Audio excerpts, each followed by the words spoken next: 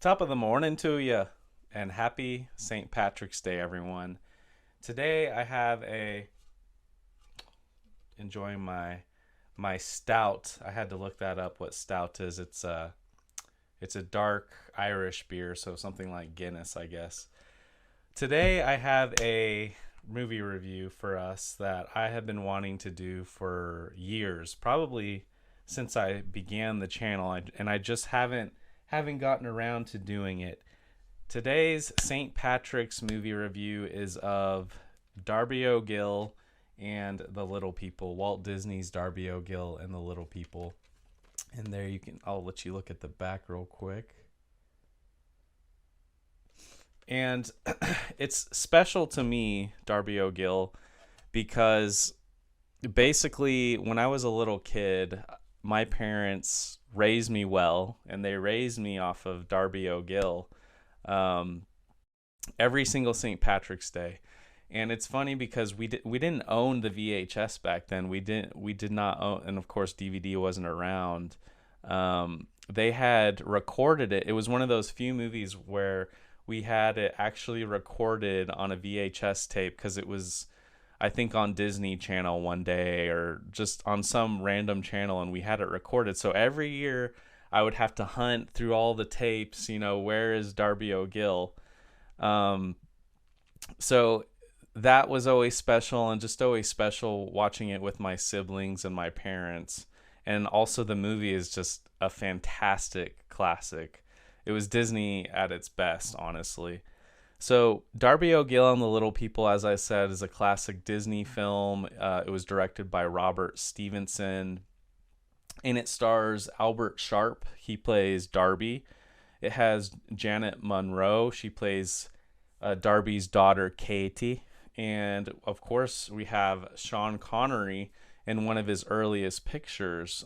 He plays Michael McBride. And we also have Jimmy, we can't leave him out, Jimmy Odea, or Odea. He plays King Brian, the king of the little people, the king of the leprechauns. So as I said, it was a yearly event for us to all get together and watch this. I was always also kind of terrified of this movie because of the epic banshee scene towards the end, and my brother, my older brother, he would always tease me, but I'm pretty sure he was scared of it too. We all thought it was the scariest thing whenever you would hear the banshee up in the cliffs moaning out, and eventually seeing the banshee was also terrifying. And to this day, it gives me goosebumps. So I rewatched the movie last night in preparation for this.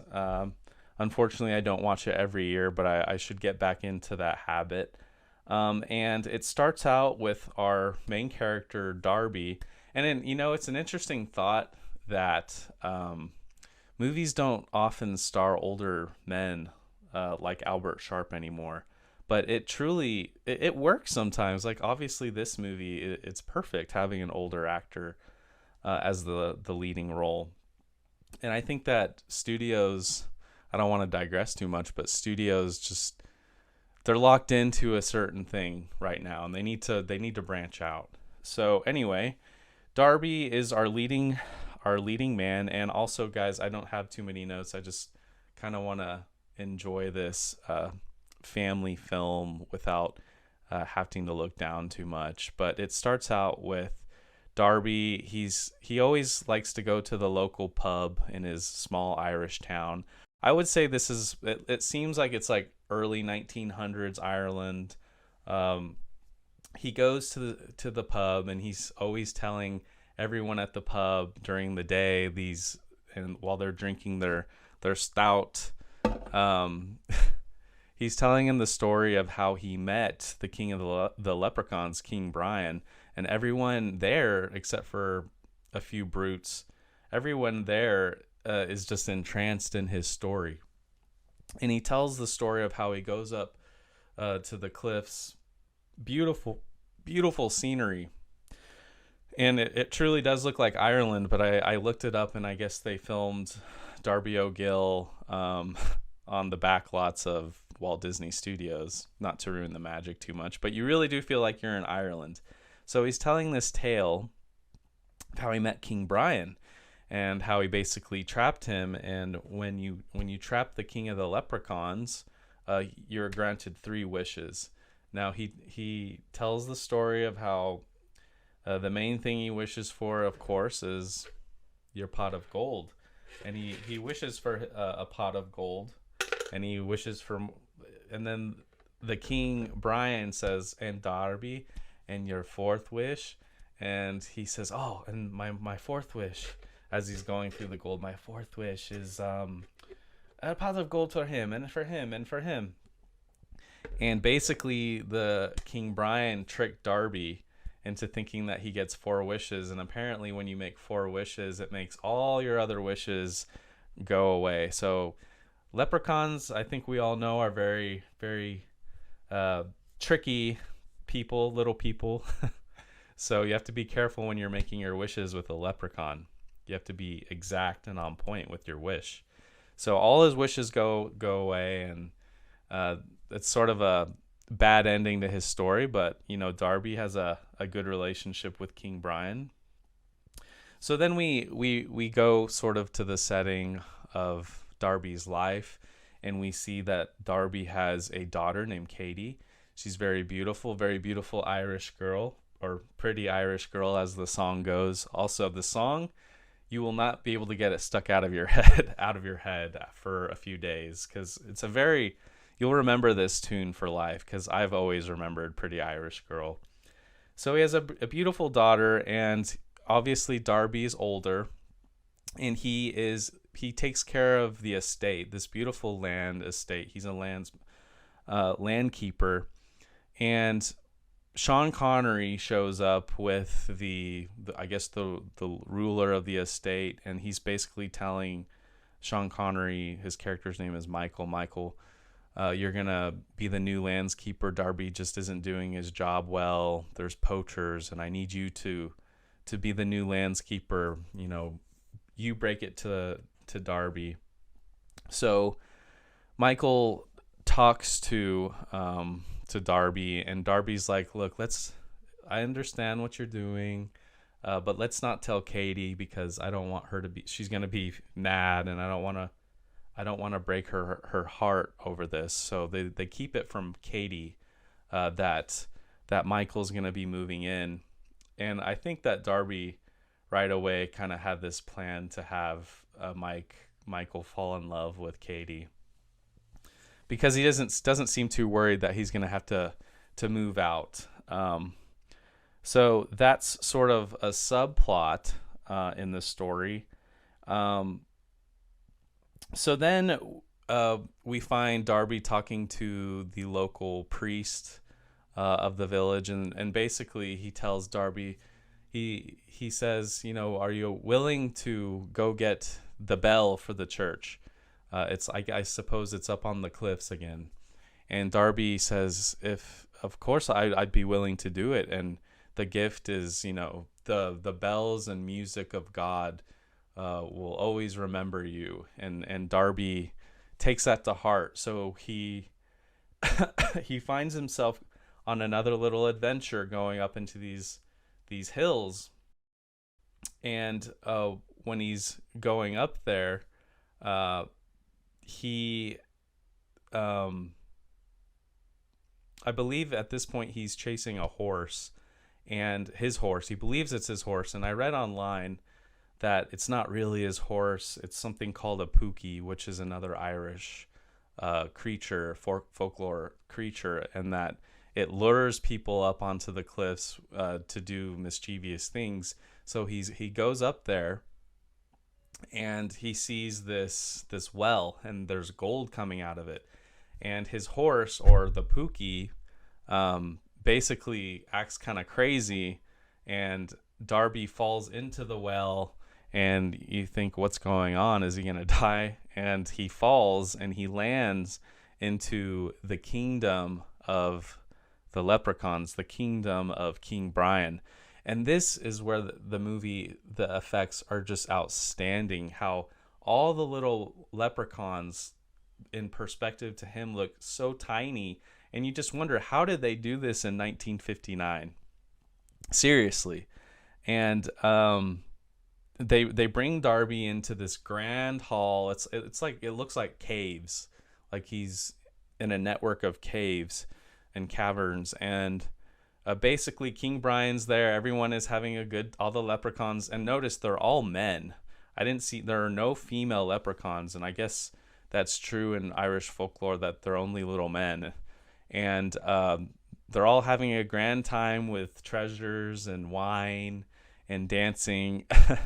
And King Brian tells Darby, look, Darby, I like you, but they're not treating you well out there. They're, stay here with us. You're going to have a grand time with us. And even as a little kid, I always sort of felt panicky for Darby, because I thought, is he just going to be trapped in here with the leprechauns for all of eternity? Because King Brian tells him, I'm not letting you out. So Darby is a very clever man himself, and he says, give me a fiddle, or my fiddle. And it's funny because King Brian says, I don't have your old fiddle, but I have this, I can't remember the Italian word for it, Stradiari, or someone in the comments can correct me. And it's like the most expensive, beautiful violin of all time. And so Darby, he does a little jig that they all that all the leprechauns love. It's called something like The Hunt, or correct me on that too in the comments.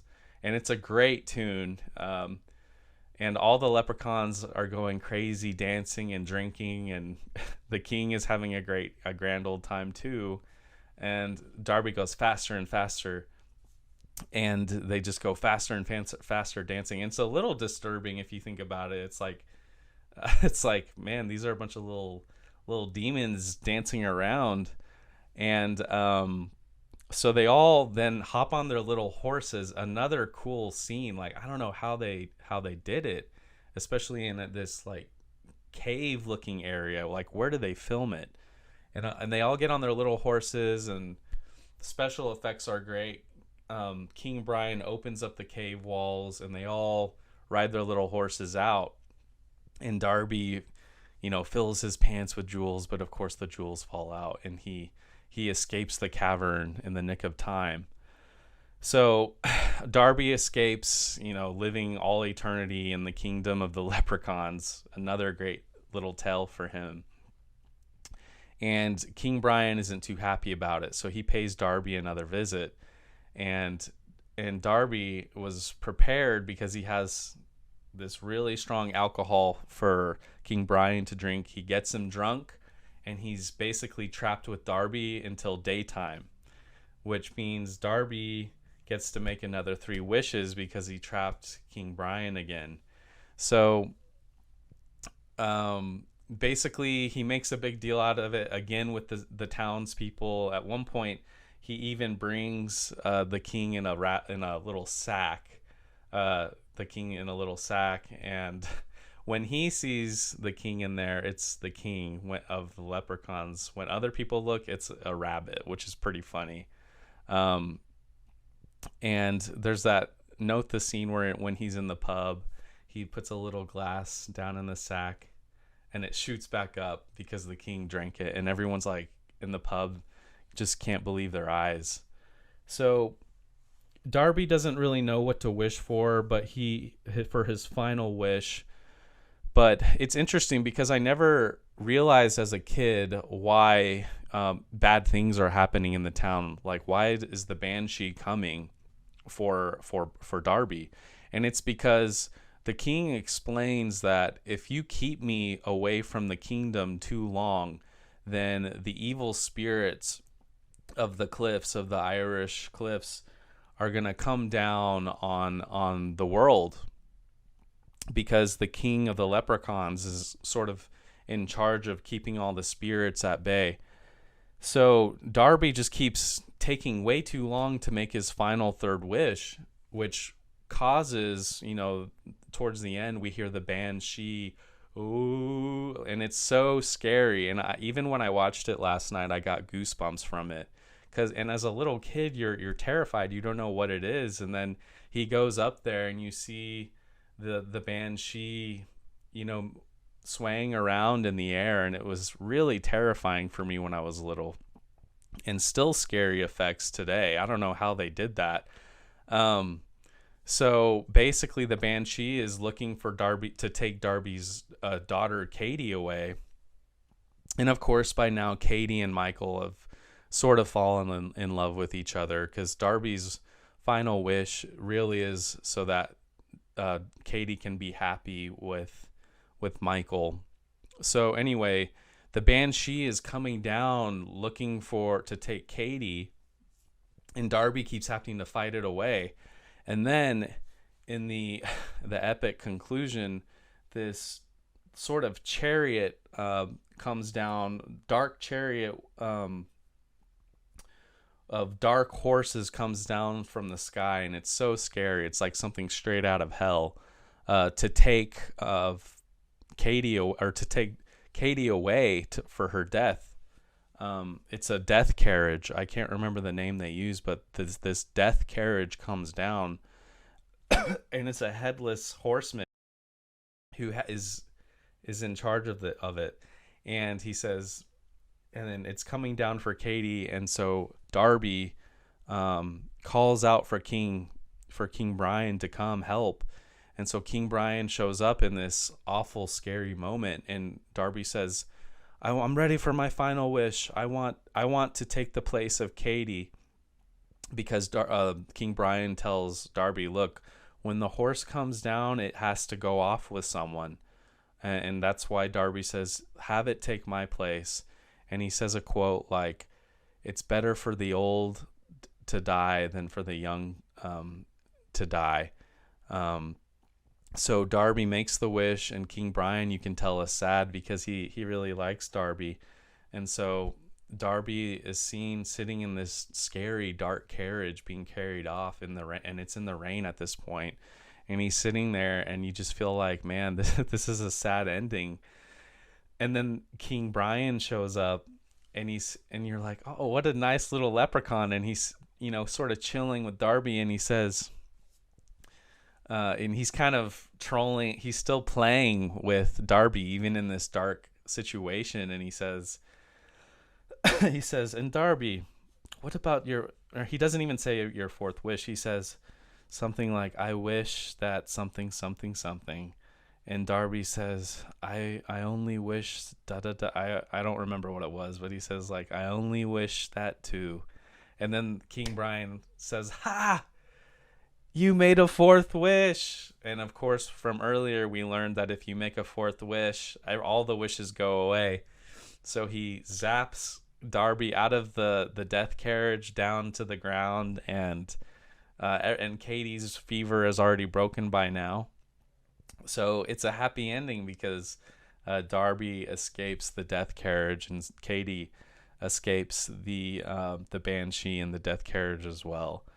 So we get ourselves out of that really scary situation. I always was so scared of that sort of 10 minutes, 15 minutes of the movie. And everything is bright and sunny again. Everyone's singing My Pretty Irish Girl again. And it's just it's the best, in my opinion. It's the best movie to watch every St. Patrick's Day. I know there's lots of other ones that you can watch, but come on, this one has happy little Irish people. And if you're curious as to how they filmed the special effects of the little people, someone in IMDb explains it really well. It has something to do with the cameras and perspective. They had multiple cameras, so I believe they would film the leprechauns with a different camera to make it look like they were really far away. They were actually far away from the camera, something like that. It has something to do with perspective, and they knocked it out of the park. They really did, because they do look like leprechauns standing next to Darby. I'm sure there's all sorts of little tricks that they used to film this. And I also read that apparently Walt Disney did not want to credit any of the actors who played leprechauns because he wanted to give off the impression that Disney really did work with real leprechauns to make the movie, which, you know, marketing techniques like that, they just don't do things like that anymore. That would be so cool if they did that today. Um, and I guess Walt Disney had been wanting to make this movie for a long time. Like they started working on it in the 1940s until they finally made it in 1959. Well, I hope you all enjoyed this Irish St. Patrick's Day review. I hope you all have a happy St. Patrick's Day. Maybe next year we'll watch another film for St. Patrick's Day. We'll see. But enjoy your stouts, your dark Irish beer. And I will see you all in the next review.